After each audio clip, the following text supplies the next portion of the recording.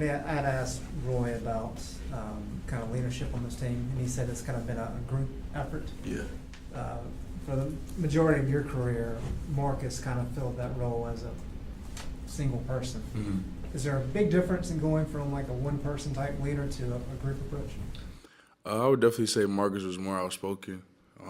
Like you said, it's more of a team thing now, with nobody really standing out because all of us vocally are outspoken. I think Justin just came out of his shell the last couple of years, and Joel, Theo, me, and Nate have always been kind of the more outgoing teammates on the team.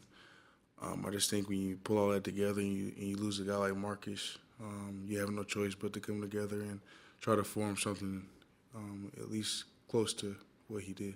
Was there any points maybe early in the season when you'd expect a guy like Marcus to step up and talk and nobody did it, and so there was a learning curve there? Was that ever an issue?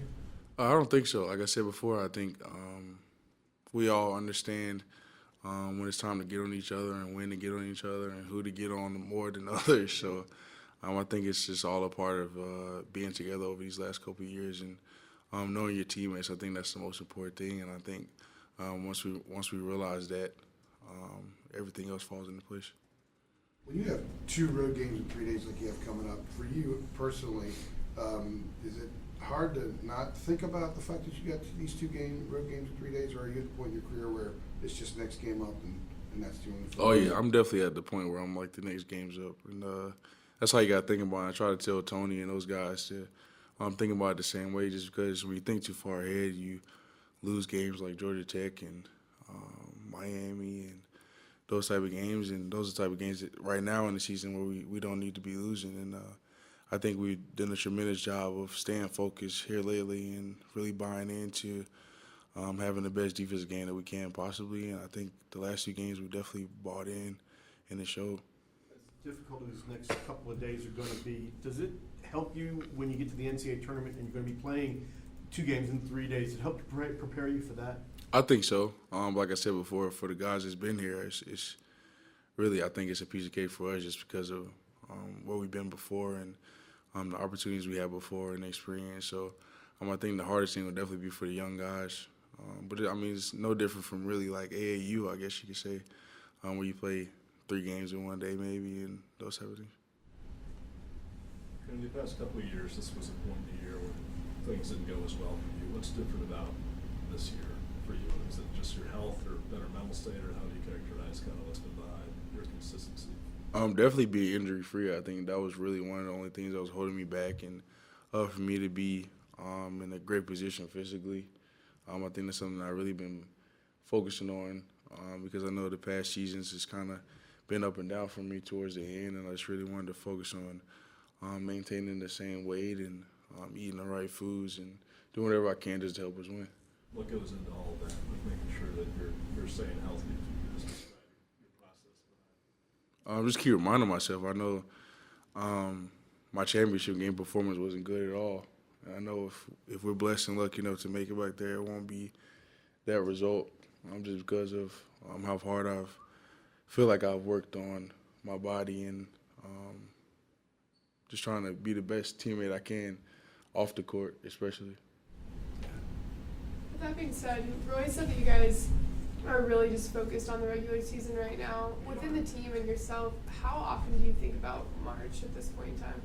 I don't think you can think about it at all. You still got a job to do. You still have games to finish out, and we want to be regular season champions. And that's our main goal right now, and I think we're in a great position to do so. We just got to definitely focus on Pittsburgh, and that's our main focus right now.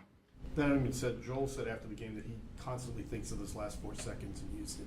How much of a motivator is that, or is it something that really doesn't even need to be talked about? Definitely, I don't think you need to talk about it, but like Joel said, he always keeps it in the back of his mind, and I think that's for all of us who are here for that game. And like I said before, it's not a good time for us, but I think we learned a lot, and I think we definitely, if we were in that position again, things would be a lot different. I think from the way we started the game and some of the fouls we committed that we didn't need to commit, and some of the bad shots that we shot that could have put us in a different position at the end of the game. So I think when you put all that into account, you have a different result. And I think the guys this year, we definitely focused on that a lot.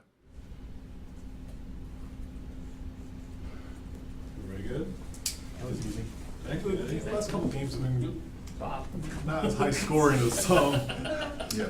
Did you guys sense the slower pace, or the ball's not going in the basket, or?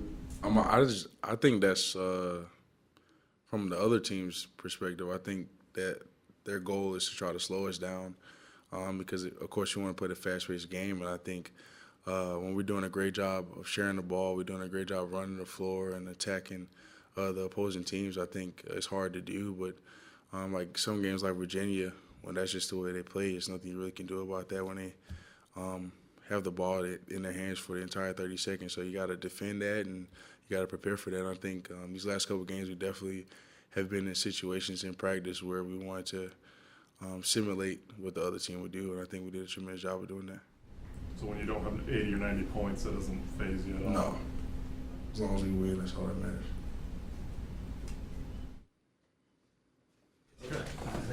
Thanks, David.